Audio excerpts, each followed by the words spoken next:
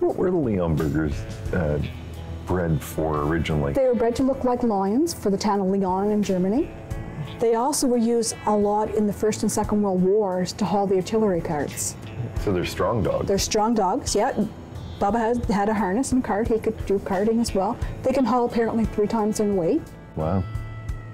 But they were quite devastated by the end of the Second World War. They said there was probably 8 to 10 breeding pairs left because the dogs were so big. They were destroyed because they were German. Mm-hmm. They were part, and through Remembrance Day not long ago, there was several pictures of them hauling the carts and being part of the forces that were at war. They're certainly not purse dogs, but large breed dogs can be a whole lot of fun. They can also be a bit of an adventure, and they can come with a few surprises. We're exploring all of that today on NSK9.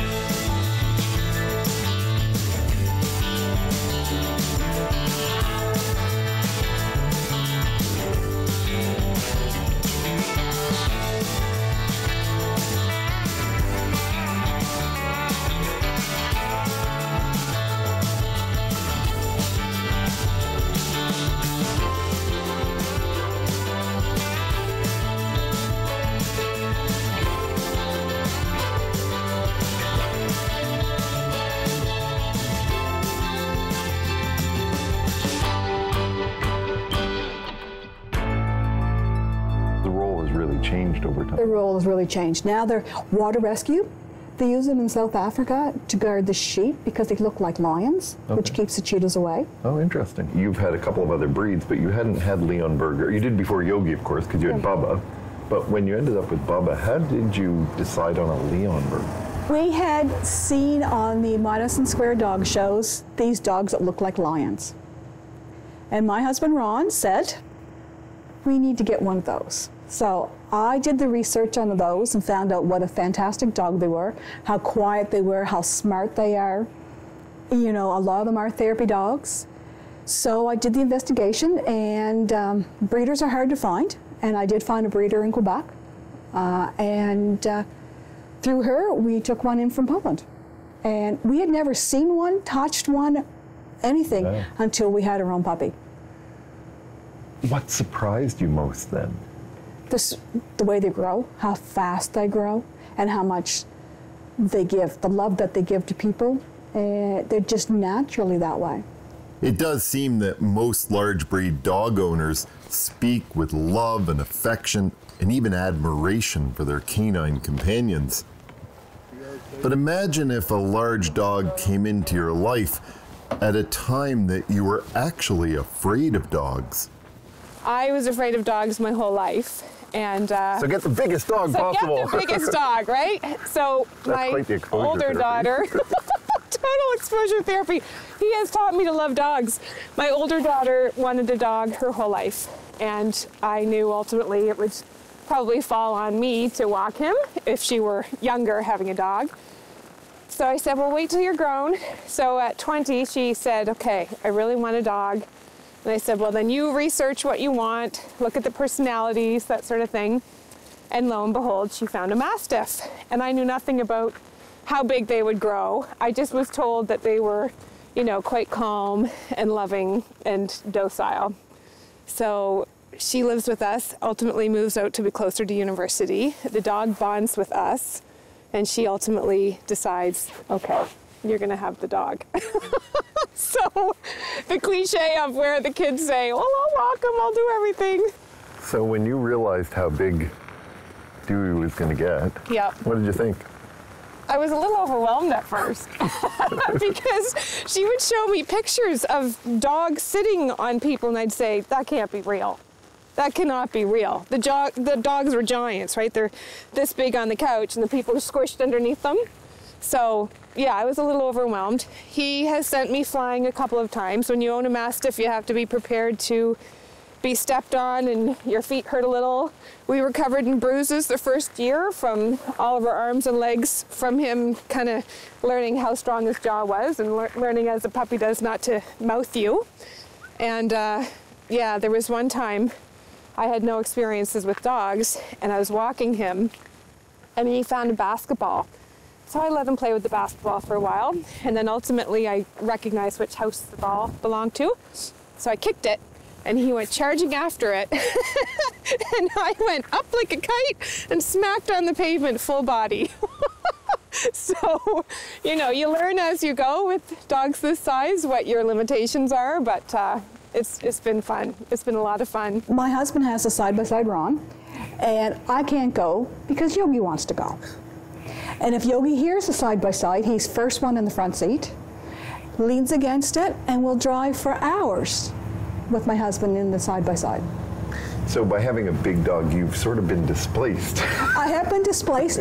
We are talking about buying a 4-seater so that I can go. Just because you have a dog. Just because we have a large dog that wants to go with us. You see people coming down the trail that have a dog sitting in the middle between them. Not possible. Okay. Just outside of Truro at Red Wolf Inn, Marcel Marcotte and his wife have catered to large dogs for a long time. And now they've adopted a third one. I think a lot of it's the mindset of other people. Like they see a large dog, and they're a lot of cases they're automatically fearful, and that's not necessarily the case. You know, I think any dog has the potential to be aggressive or could bite somebody, but generally with the large dogs, is people are intimidated by them. And I have to say, even in meeting him for the first time, he was not that pleasant. He hadn't had a lot of socialization, and he was, it was new to him, and he was a little bit fearful, and so he actually tried to snap at me. But being around large dogs, I knew that that was just trying to get him into a comfort zone. Obviously, you're not going to have a big dog like this in an apartment because he's not meant for that. I think most people that have a Pyrenees like to have a large property or a good sized yard for them to be in, because they are wanderers. I firmly believe that most dogs, most breeds are great. It's when they get with people that there's a problem. The people are the problem, but at the end of the day, I think a lot of it's how you treat them and how you raise them. Leonbergers are big dogs. They are big dogs. And you had 2 Leonbergers. We had 2 till a short time ago, and we will have 2 again. So what is it about big dogs that attracts you? Their heart. They love you unconditionally, totally.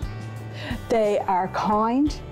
They are everything that you would like to have. And they're quiet. These guys are very quiet. They don't bark often.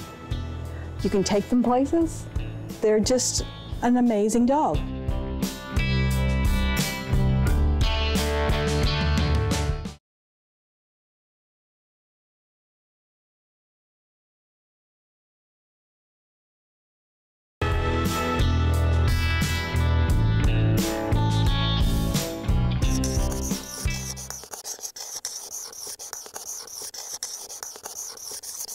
There are a couple different challenges, health-related but also environmental. So our large and giant breed dogs, they tend to be more prone to certain health conditions or diseases. We see bloat maybe more often in these breeds, where their stomach will fill with gas and turn into a GDV, which stands for gastric dilation of volvulus. So after it bloats, it can twist on itself, and that can become life-threatening. Some congenital joint issues with elbow or hip dysplasia, shorter lifespan, some types of bone cancer like osteosarcoma we can see more in these breeds. And the other thing too is the cost of care, especially medication. I think a lot of clients don't realize that when they're getting into owning a large or giant breed dog. Our medications are weight-based, so the bigger the dog, the higher the dose, the more pills you need.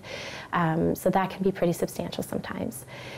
The other side of owning a large breed dog is having space for them. So in your home, enough space for them to, live in the home, but also for their bedding and their food. Considering your car, if you have a very small car, maybe a Newfoundland dog isn't going to be the best fit for that vehicle.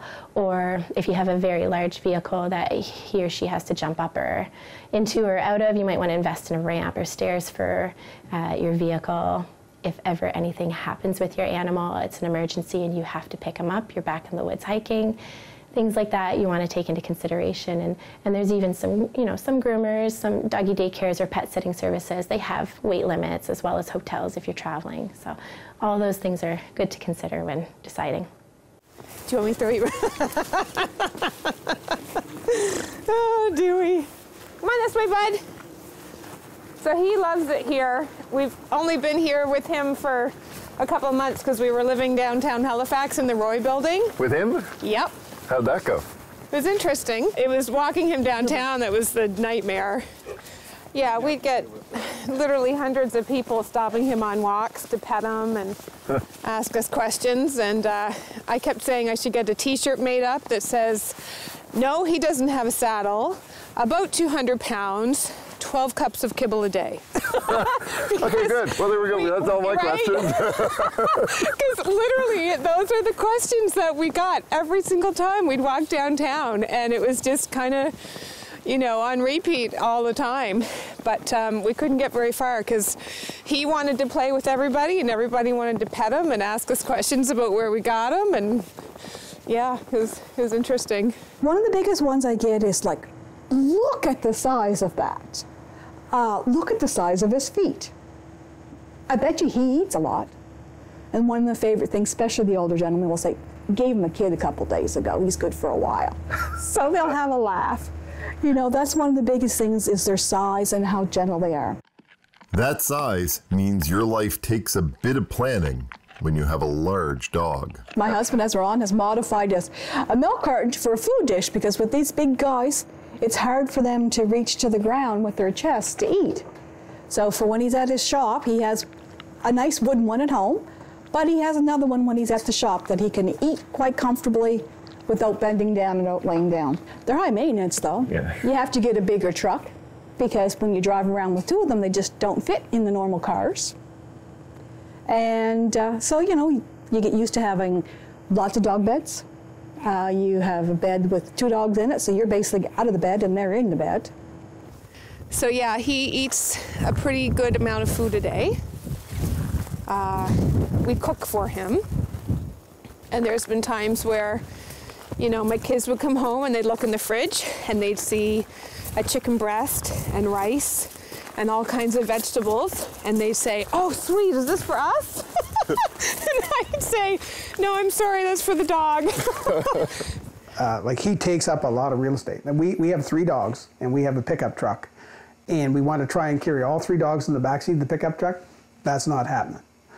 He's a big boy. He takes up a lot of room. So, having the proper size vehicle, how do you get the dog in and out of the vehicle? We have a client who has a St. Bernard. He's still a puppy, but he's pushing 120 pounds. She has to use a ramp to get him in and out of the vehicle because he can't jump up. The vehicle's too high. She can't lift him.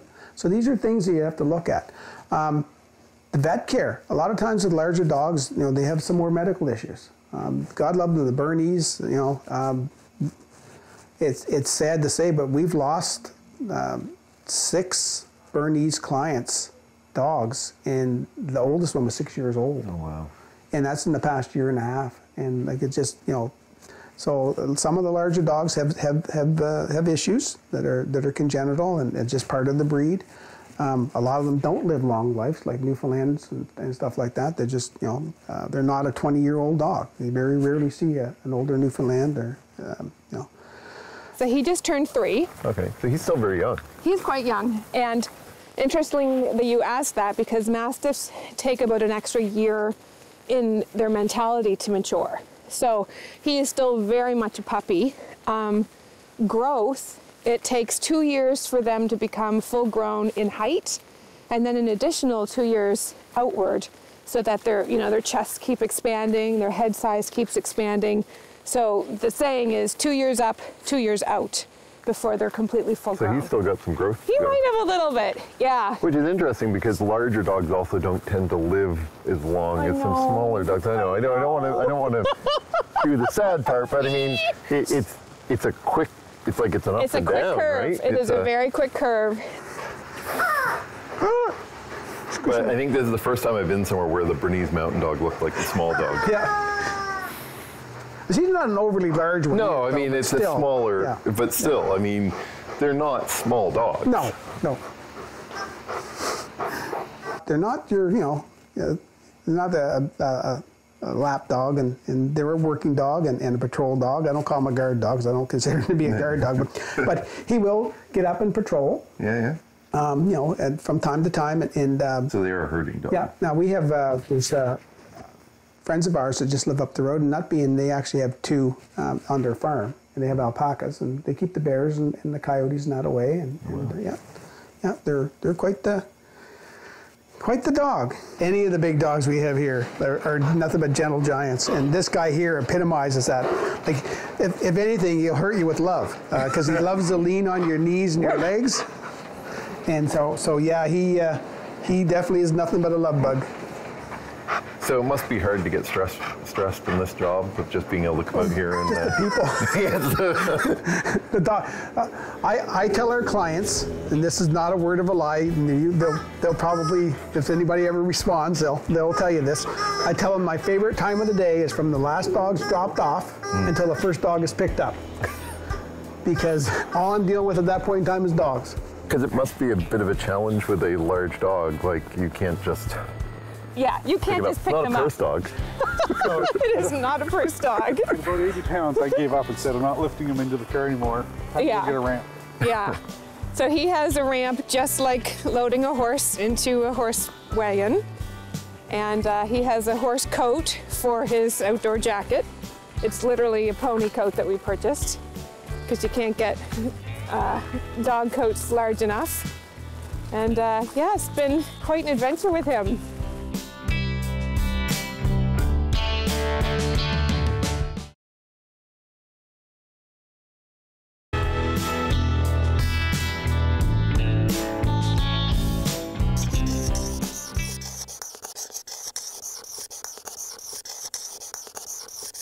Small breeds also carry some health issues that seem to be prone to them.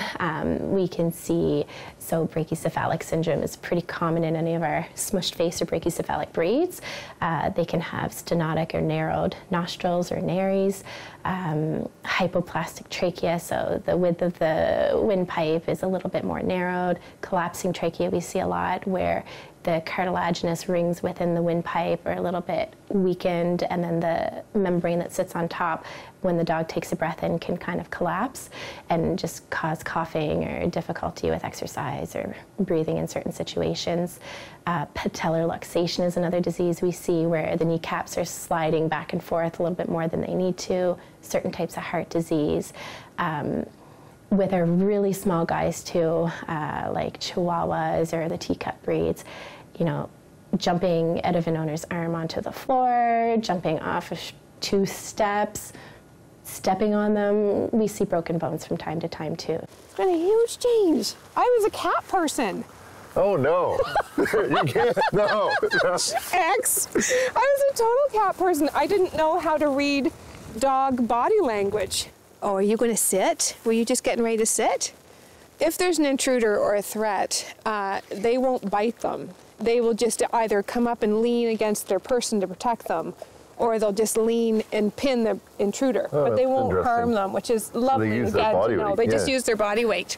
Yeah, well, I would think, though, that in the event there was an intruder, a Mastiff would be an intimidating looking dog in the first place, right? Exactly. I don't think they're going to try too hard. No, I mean, you can see how docile he is, but I think you come in and you're encountered by a very large 200-pound dog. Right. And, when they have that big drool hanging out of their mouth, that's even worse. Yeah. So now you're thinking about inviting a large breed dog to join your family? Well, first, heed this last advice. Someone's going to come to you for advice about owning a large dog. What advice would you give them? What advice? Wow. Like I say, just be prepared for a lot of mess, a lot of enjoyment, and a lot of love. Do your research, firstly, because a Mastiff is not for everyone. I had no experience with dogs, and I spent hours a day learning about the Mastiff and how to raise a Mastiff so that they're not, misbehaving, because that's a 200-pound toddler. So if someone were thinking about purchasing a Mastiff, do your research and see if it's a good fit for your family. They require a fair amount of work And the personality of the person that is the primary caregiver requires that they are consistent. And if you're not consistent, you have a confused dog. And if you have a confused dog, you have a really big amount of stress happening in your family dynamic. So we have found with him, he has trained beautifully, and he's quite food motivated, which is great. And so we have found that because Mastiffs are very smart animals, that as soon as he catches on to what's expected of him, he aims to please. He just wants to do it. There's so many dogs that end up in rescue because the owners didn't research properly, whether it be a small dog or a large dog. But I think, if you're going to be a dog owner and look at the breeds, all dogs, pretty much every dog was a working dog at one time in his life. So look for a dog that kind of fits your lifestyle. It's all about getting the attention. That's why you have two hands. Yeah. Are we going to make his own bed, or are we still going to keep him sleeping with us, Mike? Hold it. So, just like 200 pounds. Yeah. And he sleeps with you guys. He's in our bed. That's like a third person. It is totally like a third person. And may I share about the snoring? Well, I guess you kind of just... Are you talking about Mike or about Dewey? A little bit of both. Okay. So Dewey snores quite loudly, and most men snore. There are nights when the two of them are back and forth. So Dewey's going, and then Mike's going, and they're all night long. It's quite entertaining, I must say. So does your new house have your own room? Yeah, really. Yeah, I might have to have a soundproof room somewhere in the house. Oh, that's funny. But no, he'll climb into bed with us. We didn't start out with him sleeping in our bed, trust me. We used to live in Bedford, and he slept in his crate. But when we moved to the condo, the crate wouldn't fit in the bedroom, and he didn't want to be out in another room entirely. So he climbed into bed with us, and we thought, oh boy, what are we doing? Go. Yeah. So it's nothing to wake up in the middle of the night and have his foot on your face or his tail tucked under your chin. Oh my. But I have to say, it's actually quite comforting because he's like a supreme weighted blanket. Lots of times he'll come, he'll want me to get up, he'll come and he'll put his head on me, on my chest, and he'll look in my eyes. And I know, he knows I'm awake, but I'm not acknowledging him. And he'll take his head and he'll go like this with his chin. And he's, like you say, it's pretty substantial thumps. And so he definitely has a mechanism to get your attention, for sure. So you're not afraid of dogs now, I guess? I am not afraid of dogs. Rottweilers look so small to me now. I literally walk. Oh, that's nothing. That's nothing. Yeah. Oh, you think your dog looks scary? Check mine out. No one's ever told these guys that they're big. They think they can sit on your knee, sit on your chair, sit on your lap. They are definitely unaware of their size. And for smaller dogs, they gravitate towards them, which they just don't realize they're that big.